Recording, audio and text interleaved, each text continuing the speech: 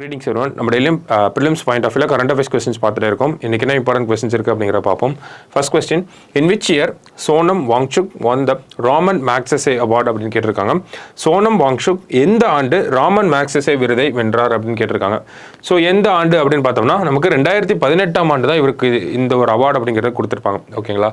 So Sonam Wangchuk சமீபத்தில் லடாக்ல வந்து நிறைய ப்ரொட்டஸ்ட் வந்து போயிட்டு இருக்கு. அங்கே இருக்கக்கூடிய என்விரான்மெண்ட் எக்காலஜி எல்லாம் பாதுகாக்கணும் அப்படின்னு சொல்லி இவர் தலைமையில் தான் அந்த ஒரு போராட்டம், ஒரு உண்ணாவிரதம் அப்படிங்கிறது நடந்துட்டு இருக்கு. சமீபத்தில் கூட ஒரு 21 நாள் உண்ணாவிரதம் இருந்து இப்போதான் வந்து அதை முடிச்சு வச்சிருக்காங்க. ஓகேங்களா?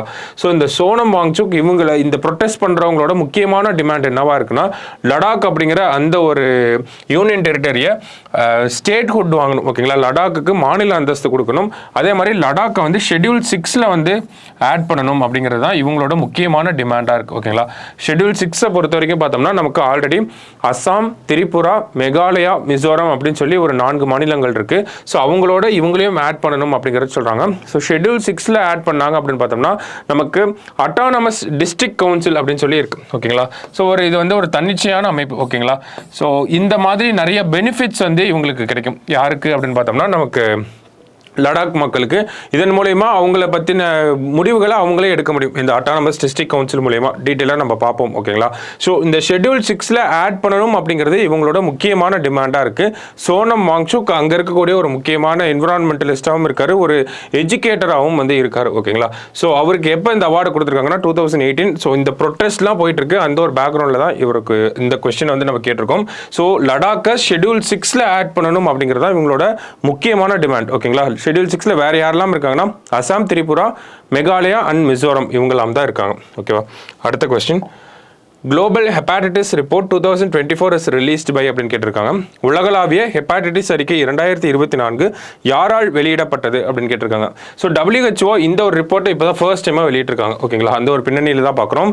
இந்தியாவில் மொத்தம் இந்த உலக அளவில் இந்தியாவில் எவ்வளோ ஹெப்பாட்டிட்டிஸ் டிசீஸ் இருக்குது அப்படின்னு பார்த்தோம்னா 11.6% வந்து இந்தியாவில் இருக்குது அப்படிங்கிறத சொல்லியிருக்காங்க. ஓகேங்களா?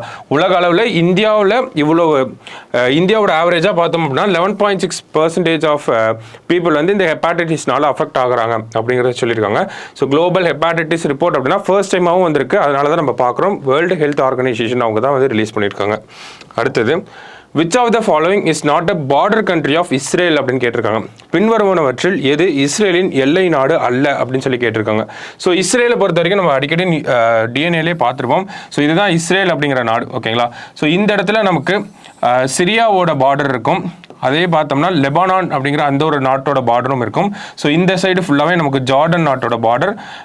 இந்த இஸ்ரேலோட தெற்கு பகுதியில் பார்த்தோம்னா ஈஜிப்ட் வந்துருவாங்க. இந்த சைடு ஃபுல்லாகவே வந்து நமக்கு மெடிட்டேரியன் சி வந்து வந்துடும். ஓகேங்களா? ஸோ அப்போ இஸ்ரேலோட பார்டர் கண்ட்ரிஸ்ன்னு எடுத்து பார்த்தோம்னா நமக்கு சிரியா, லெபனான் இவங்கெல்லாம் நார்த்தில், ஈஸ்ட் அண்ட் வெஸ்ட்டில் பார்த்தோம் அப்படின்னா நமக்கு ஈஸ்ட்டில் வந்து ஜார்டன் இருக்காங்க, வெஸ்ட்டில் வந்து ஈஜிப்ட் அப்படிங்கிற கண்ட்ரியும் மெடிட்டரேனியன் சீயும் வந்துடுவாங்க. ஓகேங்களா? இதில் நம்ம பாலஸ்தீனையும் எடுத்துக்கலாம் உள்ள. ஏன்னா காசா, வெஸ்ட் பேங்க், அந்த மேற்கு கரைன்னு சொல்லக்கூடிய பகுதியெல்லாம் இதுக்குள்ளே தான் இருக்குது. இது வெஸ்ட் பேங்க், இதை நம்ம காசா அப்படின்லாம் சொல்கிறோம். ஓகேங்களா? ஸோ அப்போ ஈரானோட இஸ்ரேலோட பார்டர் கண்ட்ரியாக இல்லாத நாடு யார் அப்படின்னு அதுதான் கேள்வி. யார் அப்படின்னு பார்த்தோம்னா ஈரான். ஓகேங்களா? ஸோ ஈரானுக்கும் இஸ்ரேலுக்கும் பார்டர் வந்து ஷேர் பண்ண மாட்டாங்க. ஆனால் சமீபத்தில் இவங்களுக்குள்ள ஒரு பிரச்சனை போயிட்டு இருக்கு இல்லையா? அந்த ஒரு பின்னணியில் தான் இந்த ஒரு கொஸ்டினை பார்த்துருக்கோம். ஓகேவா? அடுத்தது, the memoir Knife was written by, Knife என்ற நினைவு குறிப்பு எழுதியவர் யார் அப்படின்னு சொல்லி கேட்டிருக்காங்க. ஸோ மெமோயர் அப்படின்னு பார்த்தோம்னா நம்ம வாழ்க்கையில் நடந்த ஒரு விஷயத்தை அந்த ஆத்தர் அவங்களோட பெர்ஸ்பெக்டிவ்ல எழுதுறது தான் நம்ம மெமோயர் அப்படின்னு சொல்கிறாங்க. ஓகேவா? ஸோ இந்த நைஃப் அப்படிங்கிற மெமோயர் யார் எழுதியிருப்பாங்க அப்படின்னு பார்த்தோம்னா சல்மான் ருஷிடே அவர் தான் வந்து எழுதியிருக்காரு.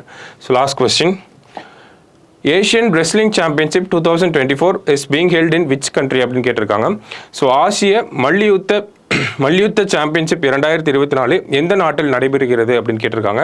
எங்கே அப்படின்னு பார்த்தோம்னா நமக்கு கிர்கிஸ்தான் அப்படின்னு சொல்லக்கூடிய இந்த கண்ட்ரியில் பிஷ்கெக் அப்படின்னு சொல்லக்கூடிய கேபிட்டல் சிட்டி இருக்குது. ஓகேங்களா?